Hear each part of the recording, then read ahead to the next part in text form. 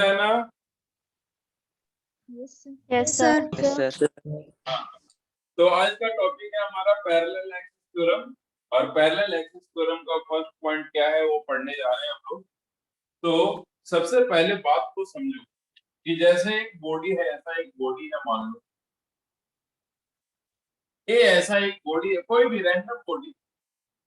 ये रिंग हो सकता है, बॉडी डिस्क हो सकता है, बॉडी सॉलिड स्फीयर हो सकता है, बॉडी सिलेंडर हो सकता है, बॉडी स्क्वायर प्लेट हो सकता है, रेक्टेंगुलर प्लेट हो सकता है, कोन हो, कोई भी बॉडी हो सकता है। तो इसीलिए हमने एक रैंडम बॉडी लिया। मान लो इस बॉडी का सेंटर ऑफ मास इस पॉइंट पे है। मान लो इस बॉडी का सेंटर ऑफ मास इस पॉइंट पे है। मान लो बॉडी का सेंटर ऑफ मास इस पॉइंट पे। ओके, बॉडी का सेंटर ऑफ मास इस पॉइंट पे है, ऐसा हमने सपोज किया। This is centre of mass, ये वाला। तो एक एक्सिस जो सेंटर ऑफ मास से पास कर रहा है, एक एक्सिस जो सेंटर ऑफ मास से पास कर रहा है, एक एक्सिस जो सेंटर ऑफ मास से पास कर रहा है, इसके अबाउट अगर इस एक्सिस के अबाउट अगर हम मोमेंट ऑफ इनर्शिया फाइंड करेंगे तो इसको बोलेंगे आईसीएम। ऐसा एक्सिस जो सेंटर ऑफ मास से पास करे, उस एक्सिस के अबाउट मोमेंट ऑफ इनर्शिया को हम बोलते हैं आईसीएम। और एक अनदर एक्सिस है, एक और एक्सिस है जो पैरेलल टू दिस एक्सिस है, पैरेलल, इस एक्सिस के पैरेलल, आईसीएम वाले एक्सिस के पैरेलल एक और एक्सिस है। मान लो इसके about moment of inertia I, और इन दोनों एक्सिस के बीच का पैरेलल डिस्टेंस है डी। पैरेलल डिस्टेंस अगर डी है तो आई होता है ICM plus M D square. I is ICM plus md square, where m is mass of the body। m क्या है इसका? मास। पहले तो फिगर के साथ एक फॉर्मूला नोट करो, फिगर के साथ एक फॉर्मूला नोट करो। पहले फिगर देन फॉर्मूला नोट करेंगे। घबराना नहीं है, मैं 3-4 क्वेश्चन करा दूंगा, सारा कॉन्सेप्ट क्लियर हो जाएगा। मैं इस टॉपिक पे इतने सारे क्वेश्चन करा दूंगा कि टॉपिक क्लियर हो जाए।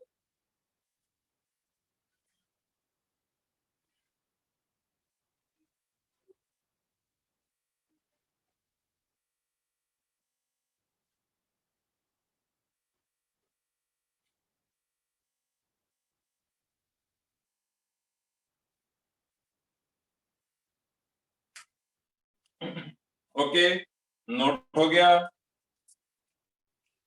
मैं डेरिवेशन पार्ट जाता नहीं हूं जल्दी। मैं इसमें डेरिवेशन पार्ट में दोनों एक्सिस थ्योरम, पैरेलल या परपेंडिकुलर एक्सिस थ्योरम है ना, स्टडी हम लोगों ने परपेंडिकुलर एक्सिस थ्योरम पढ़ा और आज हमने पैरेलल एक्सिस थ्योरम पढ़ा। ये दोनों थ्योरम का प्रूफ है, बट हम गए नहीं क्योंकि आजकल प्रूफ का कोई ऐसा इंपॉर्टेंस है नहीं, खास करके इनके प्रूफ का तो कोई इंपॉर्टेंस, इसीलिए हम प्रूफ में गए नहीं। ओके, हम प्रूफ में नहीं गए क्योंकि जरूरत नहीं। तो क्यों का काम करें जिसका जरूरत ना हो। सर वो फिगर थोड़ा एक और बार समझा देंगे? हाँ हाँ, पहले नोट तो करो। ये सर नोट हो गया। नोट हो गया? Yes sir. Yes sir. Okay, एक और पॉइंट लिखो।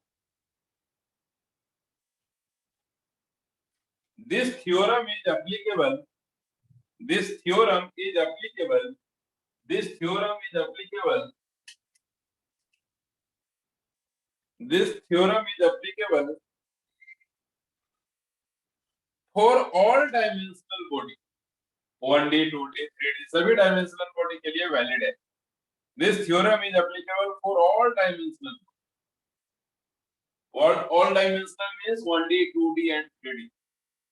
ये तीनों बॉडी के लिए एप्लीकेबल है। 1D के लिए भी, 1D मतलब रॉड, 2D मतलब रिंग डिस्क जैसे बॉडी, और 3D मतलब solid sphere, hollow sphere, cylinder, ये सब बॉडी, क्यूब, क्यूबाइड, ये सब बॉडी। तो 1D 2D 3D means all dimensional body के लिए theorem applicable. It is applicable for all dimensional body. Okay, ये all dimensional body के लिए applicable है, मतलब 1D 2D 3D सभी में अप्लाई कर सकते हैं, 1D में भी अप्लाई कर सकते हैं, 2D में भी अप्लाई कर सकते हैं एंड 3D में भी इसको अप्लाई कर सकते हैं। ये एप्लीकेबल है सभी डायमेंशनल बॉडी के लिए, ऑल डायमेंशनल बॉडी। नोट हो गया? Yes sir. Yes sir. अब देखो वापस इसको एक्सप्लेन कर रहा हूं, अब इसको वापस एक्सप्लेन कर रहा हूं थ्रू एग्जांपल। इस थ्योरम को वापस एक्सप्लेन कर रहा हूं थ्रू एग्जांपल, तो ज्यादा क्लियर होगा। ये फिगर को लेकर के अगर कंफ्यूजन है तो घबराने की बात नहीं है। ये फिगर रैंडम फिगर है, ऐसा फिगर देने का पीछे लॉजिक ये है कि किसी भी टाइप ऑफ बॉडी के लिए एप्लीकेबल है। ठीक है, एक रैंडम बॉडी, चलो मिटा रहा हूं इसको मैं।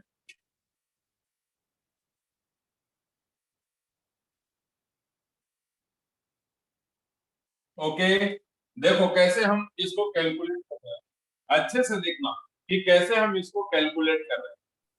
हेडफोन लगा। कैसे इस थ्योरम को हम यूज कर रहे हैं वो देखो। सारे लोग म्यूट रहेंगे, अगर कोई डाउट होगा तो ही अनम्यूट होना है, या अगर मैं कुछ पूछूं तो अनम्यूट होना है, अदरवाइज म्यूट रहो। अभिज्ञा अर्पित प्रधान प्रेजेंट है? Yes sir. ओके, तो मैथ क्लास बीच में छोड़ के कहा गए थे? क्लासेस बीच में छोड़ो नहीं, लास्ट के 2 मिनट या फर्स्ट के 2 मिनट भी इंपॉर्टेंट होते हैं, तो कोई भी स्टूडेंट क्लास छोड़ो नहीं। अब तुम लोग इतना बड़े हो गए हो कि कम से कम अपने कैरियर की टेंशन तुम्हें खुद लेना चाहिए, ठीक है? किसी के कहने से नहीं, खुद ही हम लोग को सोचना है कि हाँ हमें कुछ करना है।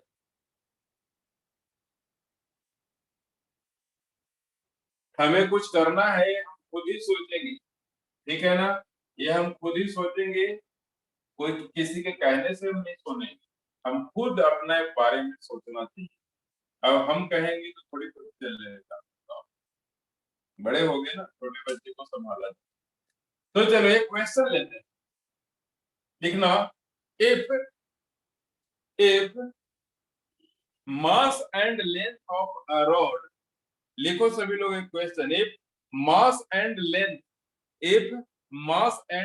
of a rod, if mass and length of a rod are, if mass and length of a rod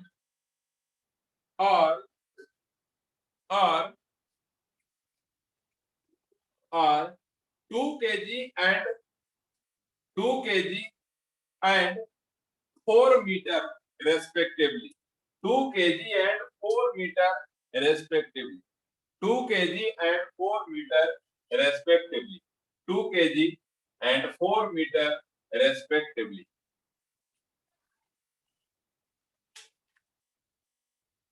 Then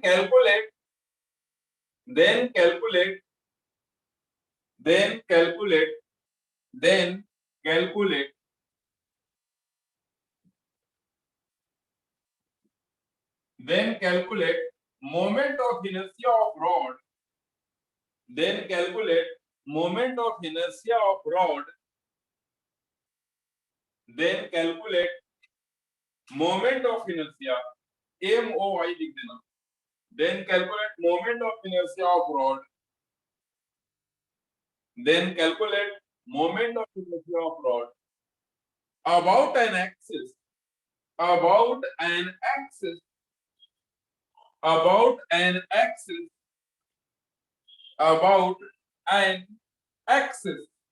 which passes through one end of the rod, which passes through one end of the rod, which passes through one end of the rod and perpendicular to the rod, which passes through one end of the rod and perpendicular to the rod. Question note हो गया? Yes sir. Yes, sir. Perpendicular to the sir. Perpendicular to the rod.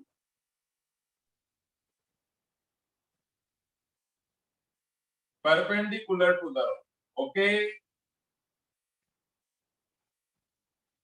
अब देखो यहाँ ये एक rod तुम्हारे सामने rod दिख रहा है जिसका लेंथ कितना है 4 मीटर, जिसका मास कितना है 2 kg।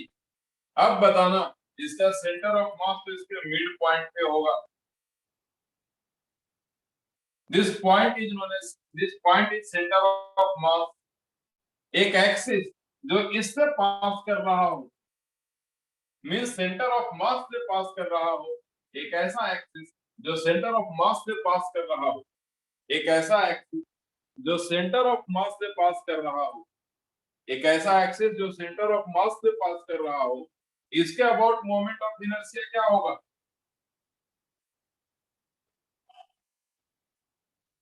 एक ऐसा एक्सिस जो सेंटर ऑफ मास से पास कर रहा हो, इसके अबाउट मोमेंट ऑफ इनर्शिया क्या होगा?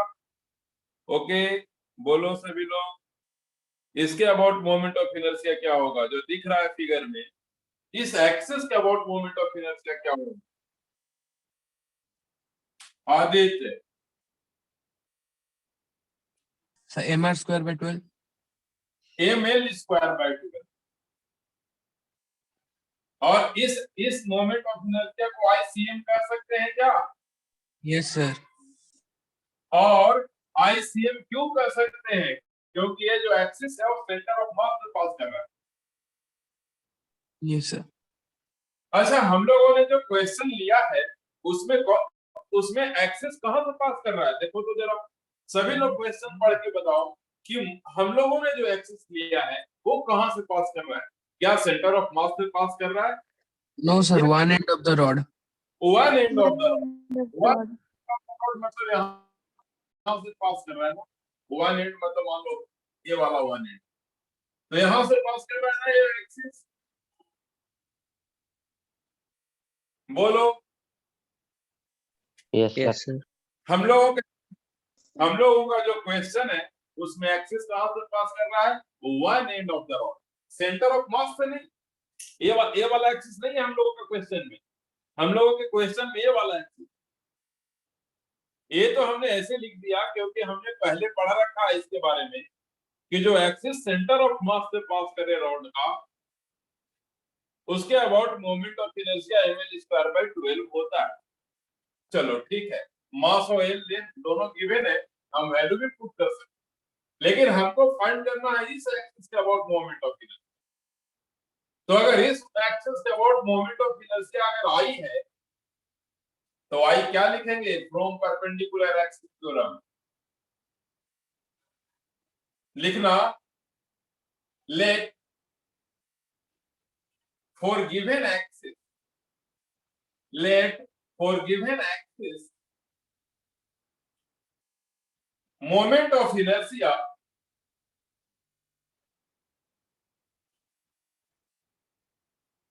is I, ऐसा हमने सपोज कर लिया। For given axis moment of inertia कितना है? I। जो हमने एक्सिस लिया है, जो क्वेश्चन में एक्सिस दिया गया है, उसके अबाउट मोमेंट ऑफ इनर्शिया हमने कितना सपोज कर लिया? I। Then from parallel axis theorem, parallel axis theorem, from parallel axis theorem I equal to क्या हो जाएगा? तो पैरेलल एक्सिस थ्योरम कहता है कि I equal to ICM plus M into D square, यही कहता है ना? बोलो। Yes sir. Yes, sir. अब तुम बताना ICM कितना फाइंड किए हैं? ml square by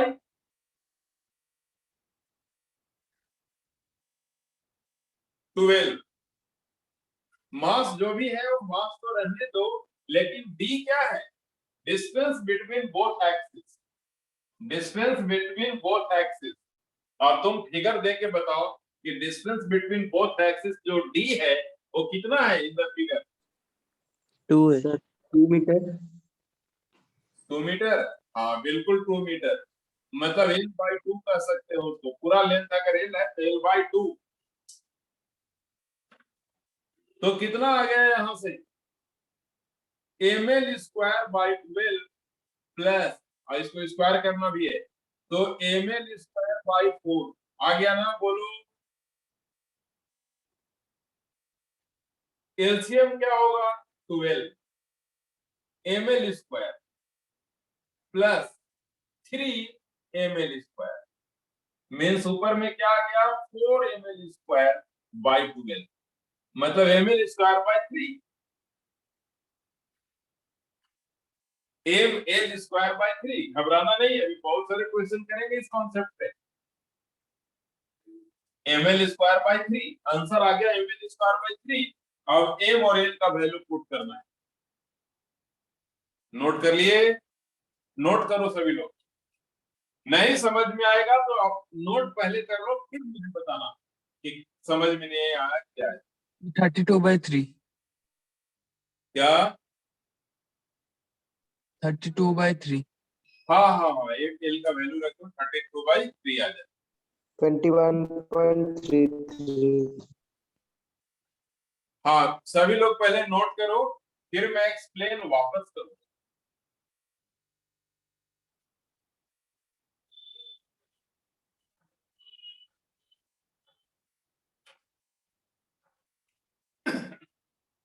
parallel axis theorem क्या है?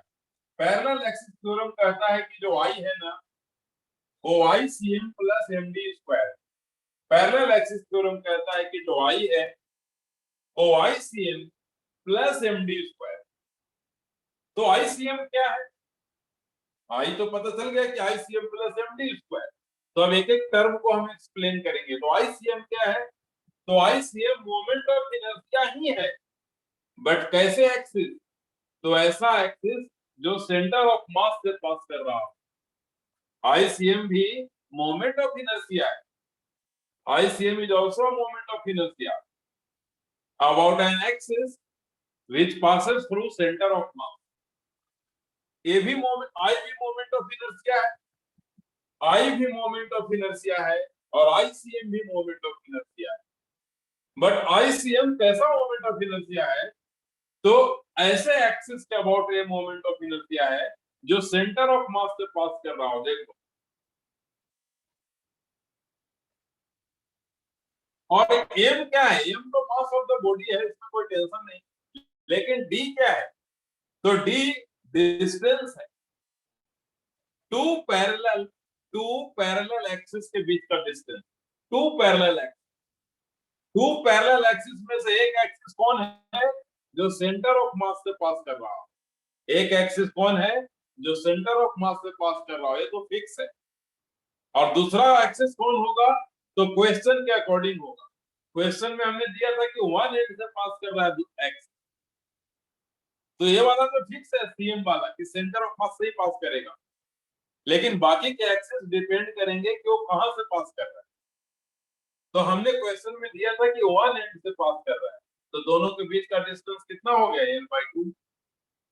अगर कोई और कह देता तो कोई और डिस्टेंस हो जाता।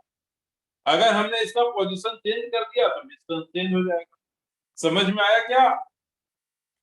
Yes, sir. ओके, अभी लिप्सा पाल प्रेजेंट है? Yes, sir. ओके, हर्षिता?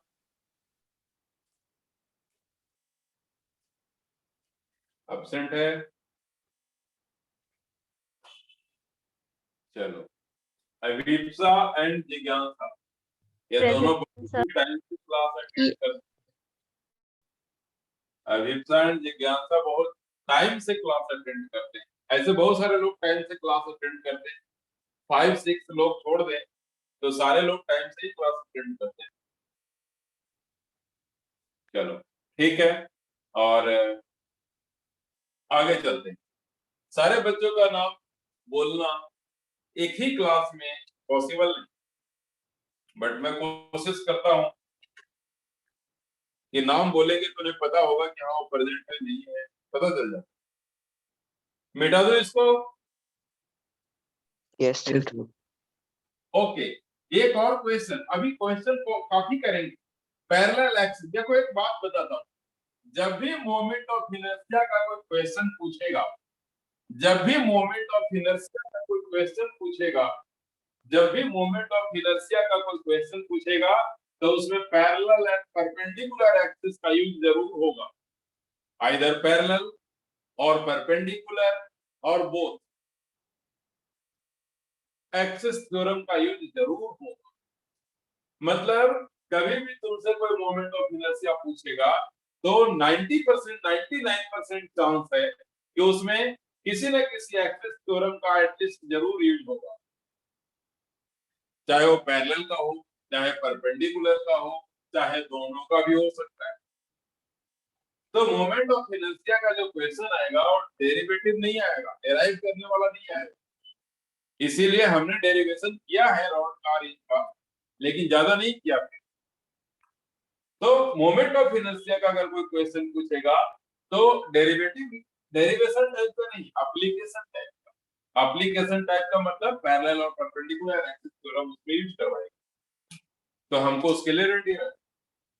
इसीलिए कल हमने पैरेलल एक्सिस थ्योरम का बहुत सारा क्वेश्चन किया था, परपेंडिकुलर एक्सिस का आज हम पैरेलल का करेंगे। तो लिखना question number 2, question number 2, question number 2 लिखना है हम लोगों को। लिखेंगे a ring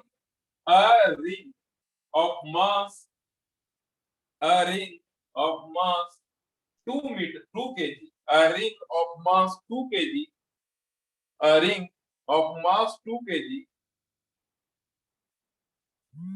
a ring of mass 2 kg and radius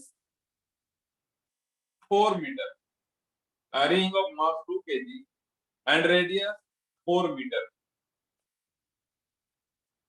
a ring of mass 2 kg and radius 4 meter is placed in XY plane, is placed in XY plane, XY plane में placed है, XY plane में placed, is placed in XY plane, is placed in XY plane. Calculate moment of inertia, XY plane के बाद full stop, फिर लिखेंगे calculate moment of inertia, calculate moment of inertia, calculate moment of inertia of ring, calculate moment of inertia of ring, calculate moment of inertia of ring about an axis,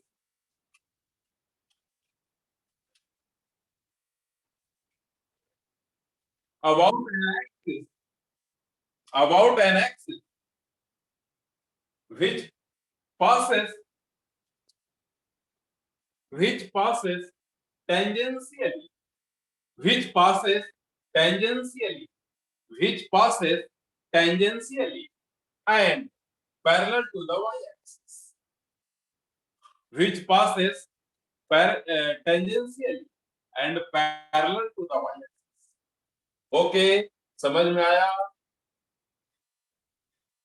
Yes, sir. Sir, please repeat the Yes, question. sir. Repeat कर दे question. Yes, sir. A ring of mass 2 kg and radius 4 meter is placed,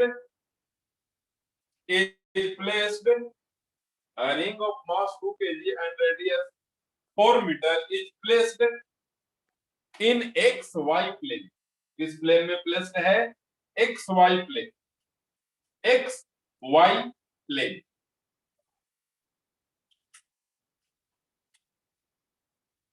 Full stop.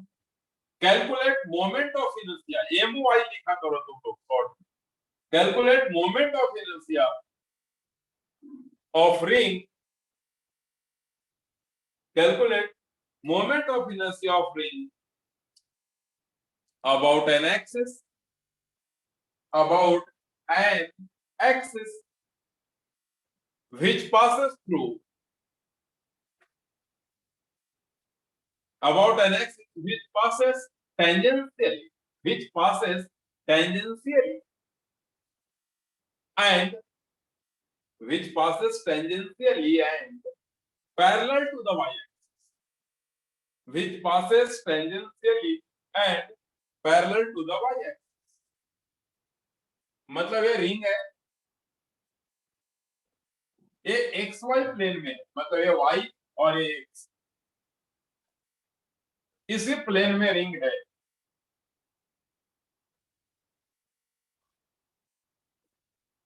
Okay, इसी plane में, और थोड़ा छोटा कर देता हूं, बताऊंगा।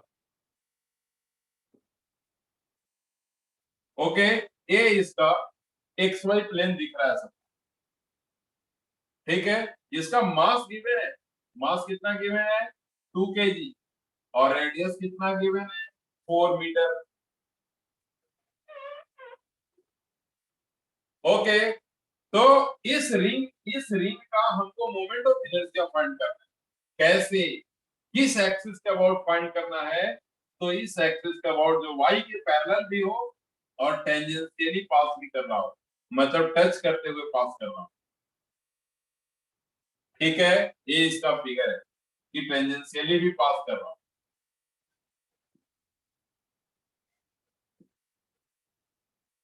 दिख रहा है सबको? Yes, sir. तो चलो अब इसको कैलकुलेट करके दिखाओ। कैसे करेंगे कैलकुलेट? सबसे पहले हमको एक बात बताना, सबसे पहले y एक्सिस के पैरेलल है, समझना है इस क्वेश्चन को। क्वेश्चन में दम है, ये ऐसा क्वेश्चन है जिसमें हम parallel and perpendicular axis theorem दोनों अप्लाई करेंगे। Parallel and perpendicular axis theorem दोनों अप्लाई करेंगे। इसको हम y नहीं कर सकते, y डैश कर देंगे, क्योंकि y यहां दे सकते हैं, तो ये y dash.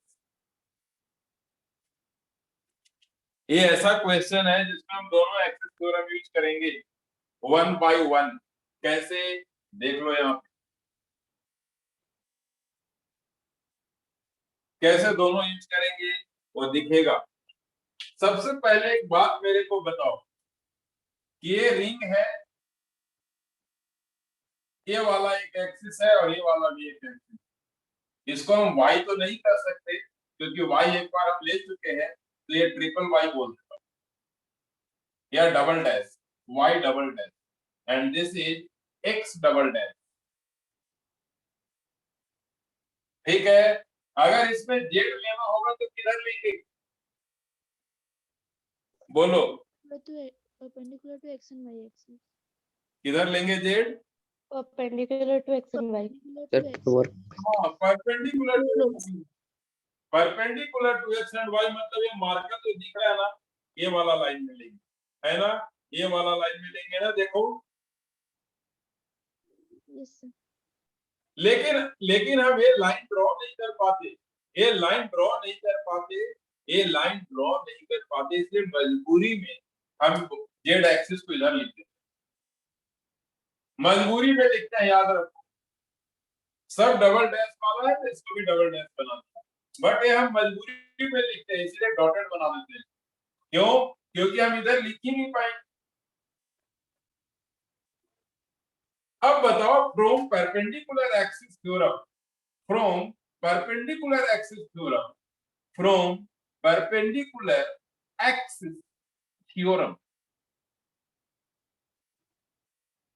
From perpendicular axis theorem क्या लिखते हैं हम लोग? IZ equal to IX plus IY, ऐसा लिखते हैं क्या? Yes, sir. अब बताओ, IZ हमको पता है रिंग का, ये वाला एक्सिस के अबाउट हमको मोमेंट ऑफ इनर्शिया पता है, इधर AMR कितना, AMR स्क्वायर, mr square. क्योंकि हमने लिस्ट बनवाए थे, हमने जो लिस्ट बनवाए थे वो जेड एक्सिस ही था, तो mr स्क्वायर। और हमने कल पढ़ा है कि रिंग में एक्स और वाई एक्सिस दोनों आइडेंटिकल बिहेव कर रहे हैं, अगर ऐसा है, मतलब एक्स और वाई एक्सिस का बिहेवियर इस फिगर में सेम है तो हम 2x या 2yy भी लिख सकते हैं, 2x या 2y लिख सकते हैं ना, 2ix या 2iy, तो हमने 2iy लिख दिया। क्यों? तो यहाँ बता देंगे कि जो ix है और जो iy है ये दोनों सेम है। कल ऐसा किया था, समझ में आ रहा है सबको? Yes, sir. तो व्हाट इज iy? तो ए आई डबल डैश कर देता हूँ, double dash double dash double dash, तो MR square by 2 equal to I Y double dash. नोट कर लो सभी लोग। पहले तो हमको पता चला है आई वाई डबल डैश, ओके। आई वाई डबल डैश मतलब ये वाला वाई, मतलब अगर इस फिगर में देखें तो ये वाला वाई को हम डबल डैश कह रहे हैं, ये वाला। किसी को कह रहे हैं ना, जो सेंटर ऑफ मास से पास कर रहा है।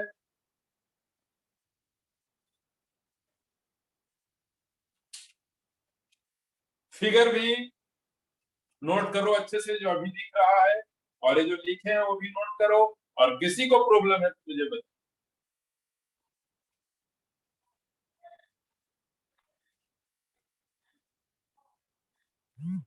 सबसे पहले दोनों फिगर में फर्स्ट फिगर ए है और सेकंड फिगर ए है, ठीक है। तो यहाँ पे सॉल्यूशन हेडिंग लेने के बाद, ये वाला फिगर नोट करना है और ये वाला लाइन नोट करना है। मतलब सॉल्यूशन का फर्स्ट पार्ट ये वाला है, ये first part of the solution है, फर्स्ट पार्ट, ये फिगर से लेके यहाँ तक first part of the solution. एक और पार्ट है बट फर्स्ट पार्ट अभी हमने लिखा है, सेकंड पार्ट अभी सॉल्यूशन का लिखना बाकी। फर्स्ट पार्ट में हमने क्या अप्लाई किए? Parallel axis theorem, sorry perpendicular axis theorem. First part में हमने परपेंडिकुलर एक्सिस थ्योरम अप्लाई किए, सेकंड पार्ट में हम parallel axis theorem apply.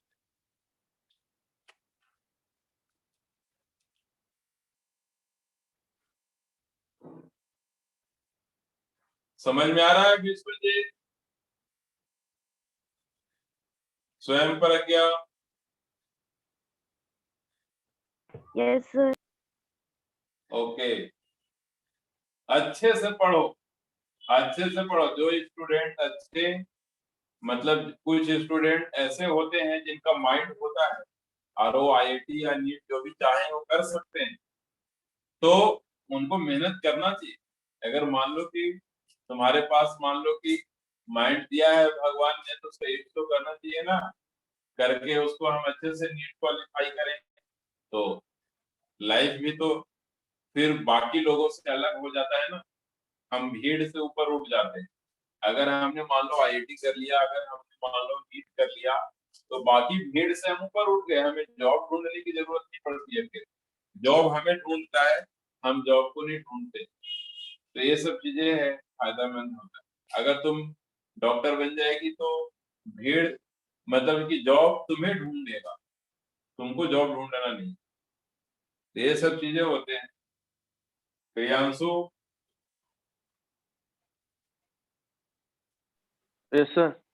Okay, तो ध्यान रखो कि अगर हमारा मन कहता है कि हम नीट कर सकते हैं या आईआईटी कर सकते हैं, तो तैयारी करना चाहिए पूरे जोर शोर से। जिस स्टूडेंट का मन में ऐसा आता है कि हम कर सकते हैं, तो मैं कंफर्म कहता हूं तो कर सकता है या कर सकती है। जो स्टूडेंट के मन में आ गया कि कर सकते हैं, तो जरूर करेंगे। क्यों? क्योंकि मन में ऐसे ही नहीं आता है, जब अंदर से कुछ दम होता है तभी मन में आता है। तो अगर किसी के मन में आता है कि हम नीट और आईआईटी कर सकते हैं, तो उसको करना चाहिए। क्यों? क्योंकि मन में आ रहा है, इसका मतलब है कि अंदर में कुछ दम है, पोटेंशियल है, उसको इतना उसके पास कैपेसिटी है तो कर। तो ये समझ में आया? अभी तक जो हमने लिखा सबको समझ में आया? Yes, sir. Yes, sir. Okay, अब देखो सेकंड पार्ट क्या है। फर्स्ट पार्ट तो हमने लिख दिया, अब सेकंड पार्ट क्या है? तो from parallel axis theorem, parallel axis theorem, from parallel axis theorem, from parallel axis theorem, from parallel axis theorem क्या लिखेंगे? तो पैरेलल एक्सिस थ्योरम से देखो ये दोनों एक्सिस पैरेलल दिख रहे हैं, ये दोनों पैरेलल दिख रहे हैं, तो यहाँ पे पैरेलल एक्सिस थ्योरम अप्लाई। हमको इसके अबाउट फाइंड करना है y डैश के अबाउट, मतलब हमको i फाइंड करना है y डैश के अबाउट। i जो फाइंड करना है हमको क्वेश्चन में वो y डैश के अबाउट फाइंड करना है। तो यहाँ पर चूंकि y डैश जो है वो y डबल डैश के साथ पैरेलल है, y डबल डैश के साथ y डैश पैरेलल है, इसीलिए हम पैरेलल एक्सिस थ्योरम अप्लाई कर सकते हैं। और पैरेलल एक्सिस थ्योरम क्या होता है? ICM plus MD square. तो मैं बताऊं ICM मतलब ऐसा ICM मतलब ऐसा I जो सेंटर ऑफ मास से पास करे उसका एक्स।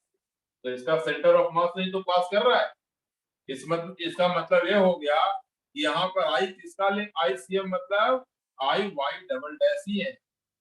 M D कितना है? इन दोनों के बीच का डिस्टेंस मतलब रेडियस, दोनों के बीच का डिस्टेंस तो रेडियस की इक्वल है, क्योंकि ये वाला एक्सिस टेंजेंशियली पास कर रहा है। Upon I Y dash, I Y dash हमको फाइंड करना है, I Y डैश हमको फाइंड करना है, और I Y डबल डैश हमने ऑलरेडी फाइंड कर लिया mr स्क्वायर बाई 2। तो क्या बोलेंगे हम यहाँ पे? I Y double dash mr square by 2 already find किया, plus mr square, this is 3mr square by 2। Answer आ गया। इसीलिए पहले हमने परपेंडिकुलर एक्सिस थ्योरम फाइंड किया था ताकि हम I Y double dash find कर सकें। तो नोट करो इसको। नहीं समझ में आया तो बता सकते हो, हम अभी और क्वेश्चन करें, हम इसको आज क्लियर करके ही छोड़ेंगे। ये ऐसा क्वेश्चन है जिसमें दोनों एक्सिस थ्योरम यूज हुआ। तो मैं बता दूं सभी लोगों को कि जितने भी नीट और आईआईटी के लिए इंटरेस्टेड है तो याद रखना, कभी भी अगर मोमेंट ऑफ इनर्शिया पे क्वेश्चन आएगा तो दोनों मतलब एक्सिस थ्योरम जरूर यूज होगा, चाहे पैरेलल या परपेंडिकुलर या दोनों, जैसा कि इस क्वेश्चन में दोनों है। जो चैप्टर हम पढ़ रहे हैं रोटेशनल मैकेनिक्स, जो चैप्टर पढ़ रहे हैं हम लोग रोटेशनल मैकेनिक्स, ये एक ऐसा चैप्टर है जिसमें एवरी ईयर क्वेश्चन आते हैं, चाहे नीट हो या आईआईटी। एवरी ईयर आईआईटी में मेंस एडवांस में हर साल क्वेश्चन आता है, जबकि क्वेश्चन मेंस में 25 ही आते हैं। पूरे 11-12 फिजिक्स मिला के 25 क्वेश्चन आएगा, तो सारा चैप्टर टच नहीं कर पाता, लेकिन इस चैप्टर को टच जरूर करेगा कंफर्म। कम से कम 2 क्वेश्चन आएंगे इससे मेंस, एक भी नहीं 2। तो इस चैप्टर का सब कुछ इंपॉर्टेंट है, और इस नीट में भी आएंगे क्वेश्चन, 3-4 आ सकते हैं, कभी कभी तो और भी ज्यादा हो जाते हैं। तो एक ऐसा चैप्टर जिससे नीट में 3-4 क्वेश्चन आ रहे हो या मेंस में 2 क्वेश्चन आ रहे हो, तो ये चैप्टर तो इंपॉर्टेंट है ना। नीट में तो मान लो कि 45 क्वेश्चन या 50 क्वेश्चन आजकल आ रहे हैं, तो आउट ऑफ 50 सारे चैप्टर को टच कर लेता लगभग। नीट लगभग सारे चैप्टर को टच कर लेता, लेकिन इस चैप्टर से टच ही नहीं करता। क्वेश्चन भी 2 से 3 रखते हैं या 4 रखते हैं, सिर्फ टच नहीं करता, क्वेश्चन का नंबर ऑफ क्वेश्चन इससे ज्यादा आते हैं, और क्वेश्चन इजी होते हैं नीट में। इस चैप्टर से क्वेश्चन इजी होते हैं, लेकिन बच्चा डर जाता है कि रोटेशनल रोटेशनल रोटेशनल नहीं होगा, पहले ही वो हिम्मत हार जाता है कि नहीं होगा, इसलिए नहीं होगा। अदरवाइज ये क्वेश्चन बहुत इजी देता है नीट में यहाँ, ठीक है। रोटेशनल का साइकोलॉजिकल इफेक्ट इतना है कि बच्चा पहले ही डर के बैठ जाता है कि होगा नहीं होगा तो छोड़ देते हैं, जबकि क्वेश्चन वहां से इजी आ जाता है। तो कितना आ गया I Y double dash I Y dash, I Y dash कितना आ गया 3mr स्क्वायर बाई 2। अब 3 m कितना है, m हमने दिया था 2 और r दिया था 4, तो 2 से 2 कैंसिल, 48 48 केजी मीटर स्क्वायर। समझ में आया सबको? Yes sir. Yes sir. कोई ऐसा है जिसको दिक्कत हो रहा है तो पूछो।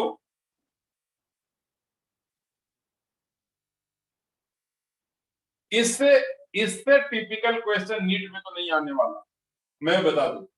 अगर क्वेश्चन आएगा नीट में, इससे टिपिकल नहीं आएगा, इस चैप्टर से क्वेश्चन को आना ही है, और आएगा तो इससे टिपिकल नहीं आएगा। मतलब अगर ये समझ पा रहे हो तुम, इसका मतलब है कि तुम मोमेंट ऑफ इनर्शिया का नीट का क्वेश्चन कर सकते हो आराम से।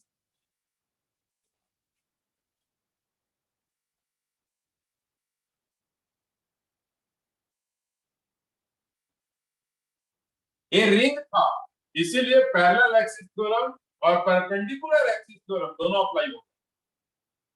परपेंडिकुलर सिर्फ 2D में अप्लाई होता है, तो रिंग तो 2D बॉडी होता है, इसीलिए अप्लाई हो गया इसमें। अगर इस सॉलिड स्फीयर होता तो परपेंडिकुलर एक्सिस अप्लाई नहीं होता। तो जैसे क्वेश्चन लिखो जरा, find moment of inertia, find moment of inertia of a solid sphere, find moment of inertia of a solid sphere, find moment of inertia of a solid sphere, find moment of inertia of a solid sphere of mass 2 kg, find moment of inertia of solid sphere, find moment of inertia of solid sphere, find MOI of solid sphere of mass 2 kg and radius 4 meter, mass 2 kg and radius 4 meter। मास कितना है 2 kg और radius कितना है 4 metre. Mass 2 kg and radius 4 meter। About an axis which passes tangentially, about an axis which passes tangentially, about an axis which passes tangentially, about an axis which passes tangentially, a solid sphere,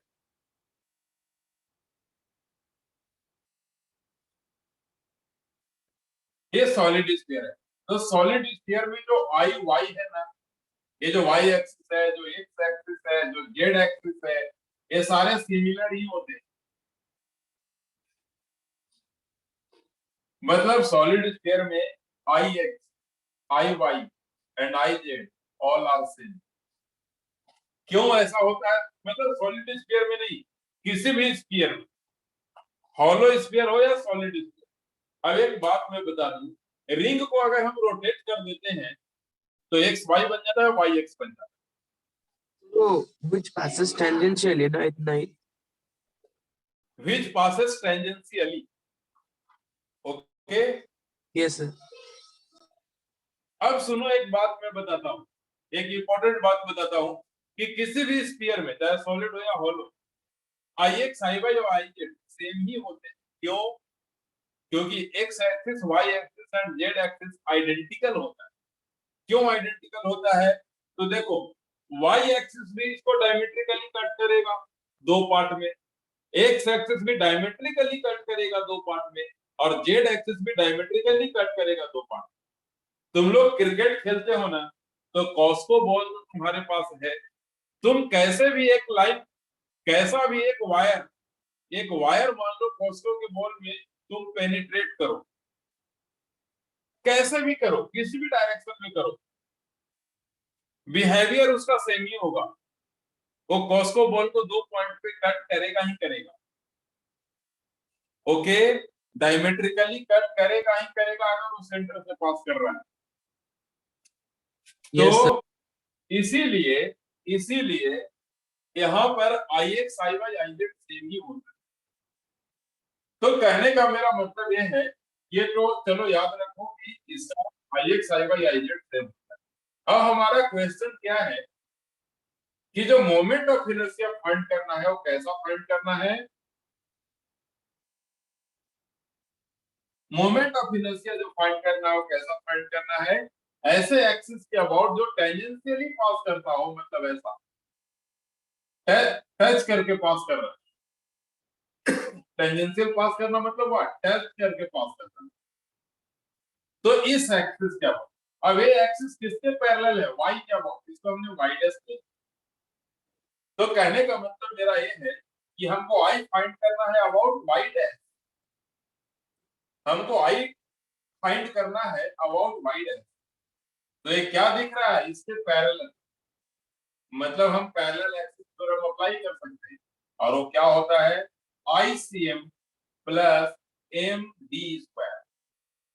अब बताना ICM मतलब what? ICM मतलब IY, और ICM होता कितना है solid sphere में, 2/5 by ऐसा 5 बनता है sir. क्या, Yes sir. प्लस M, और D कितना है बोलो, फिगर देख के बताओ सभी लोग, D कितना, सर R R। R तो यहाँ से कितना हो गया, यहाँ से कितना हो गया 7/5। अब हमने वैल्यू दे रखा है 7/5, M कितना 2 और R कितना 4 है ना। तो ये आ गया 14, ये आ गया 16/5। ठीक है, इसको कैलकुलेट भी कर सकते हो।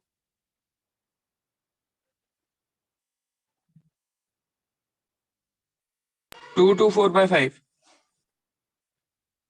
हाँ, नोट कर लो। तो समझ में आया सबको, यहाँ पर हम पैरेलल एक्सिस थ्योरम अप्लाई किए, परपेंडिकुलर अप्लाई क्यों नहीं होगा, क्योंकि 3D बॉडी, दिखने में तो बोर्ड पे 2D लगता है, बट है एक्चुअल में 3D। ये 2D बॉडी तो नहीं है ना, 3D बॉडी है, सॉलिड स्फीयर। सॉलिड स्फीयर मतलब क्रिकेट का जो बॉल देखे होंगे या कैसा भी, कोई भी स्फीयर 3D होता है, चाहे फुटबॉल हो, चाहे वॉलीबॉल हो, चाहे क्रिकेट का बॉल हो। क्रिकेट का जो इंटरनेशनल क्रिकेट में जो बॉल खेलते हैं, चाहे बॉस्को बॉल है, कोई भी डिज बॉल हो, कोई भी बॉल हो, 3D हो। तो ऐसे बॉडी में हम पैरेलल एक्सिस थ्योरम को अप्लाई कर सकते हैं परपेंडिकुलर। तो याद रखो, आज जो हमारा टेस्ट होने वाला है कल, उसमें मोमेंट ऑफ इनर्शिया के 4 क्वेश्चंस हैं, और सेंटर ऑफ मास के 6 क्वेश्चन। अच्छे से नोट्स पढ़ो, जो अभी तक हमने पढ़ाया है, क्वेश्चन आएंगे, ठीक है, रेडी रहेंगे उसको करने के लिए, क्वेश्चन आएंगे। अच्छे से नोट्स को जाके अभी से पढ़ो, बहुत ज्यादा टाइम है अभी भी बहुत ज्यादा टाइम। चलो ठीक है, तो आज इतना ही। Thank you sir. Thank you sir. Thank you, sir. Thank you sir. Thank you sir. sir. Thank you to all of you. Thank you sir.